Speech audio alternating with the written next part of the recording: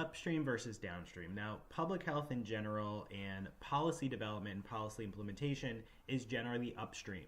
But what do we actually mean when we talk about upstream versus downstream? Now, there are a lot of different ways to visualize this. There's a lot of different images and graphics out there. But I'm going to tell you the fisherman's anecdote. So there's a fisherman with his buddy. They're sitting on the side of a river. One day they see this person. They're drowning in the middle of the river, and being good people that they are, they go and they jump in and they pull him out. They take all of their energy they could and they pull him out and they save the guy. When they catch their breath, they have a bite to eat, they go back to fishing, they see someone else in the river. And they're like, all right, well, we better save this person too. So they go into the river, pull this other person out. They get the second person to the shore, and then they see a third person and a fourth person and a fifth person. And at this point, they are exhausted from pulling people out of this river. It's a fast-moving river. It's very energy intensive to save someone who's essentially drowning. And after saving these people, they decide to go upstream to figure out why are all of these people falling into this river.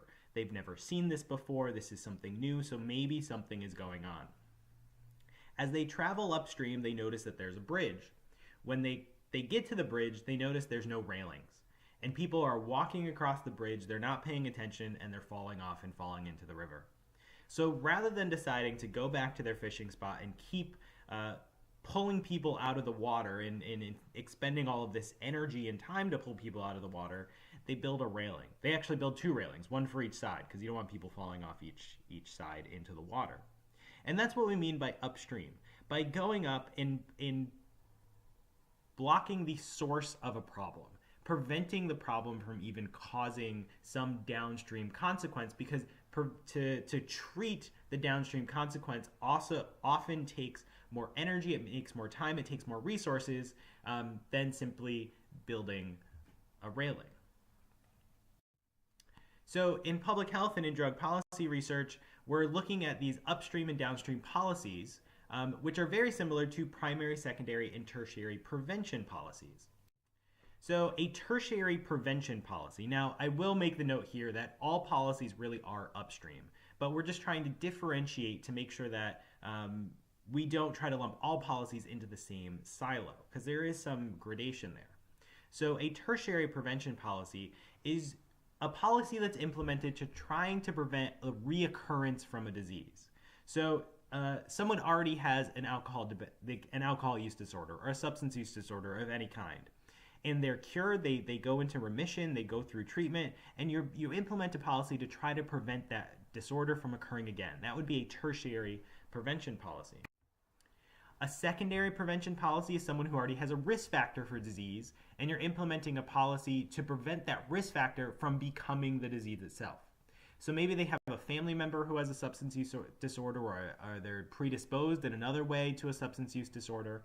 And these prevention policies are trying to prevent that risk factor from becoming a consumptive behavior and then ultimately a dependence disorder on their own. And finally, a primary prevention policy is you're trying to prevent that risk factor from even forming. So you're trying to prevent alcohol consumption or substance use in the parents or the guardians to prevent that as a risk factor for substance use in their offspring. Now, this upstream-downstream consequence also correlates very strongly with how much of an effect a policy might have. So if you're focusing on a tertiary prevention policy, you probably have, it really has a small effect size. You're really only focusing on a single disease in a relatively small population. So the number of people with an alcohol use disorder who get successfully treated for a substance use disorder, and then this prevention policy is only focusing on those people, not the larger population. A secondary prevention policy, here you're focusing really on a single risk factor. It may be related to multiple diseases, but it's still just a single risk factor. It's a larger effect size than a tertiary prevention policy. So here you're, instead of focusing on only people who have a substance use disorder, you're focusing on people who are only predisposed to a substance use disorder. Now that is a larger population, but it is still not the entire population. And finally, your prevention policies, here's where you're essentially targeting the entire population simultaneously. You're promoting conditions that prevent dangerous risk factors from forming. You're hopefully promoting conditions that help preventive factors to form. And you're really trying to affect multiple risk factors and multiple disease states simultaneously. So primary prevention policies and primary prevention programs will have the largest effect, have the largest effect size, and it will impact the most risk factors and the most diseases.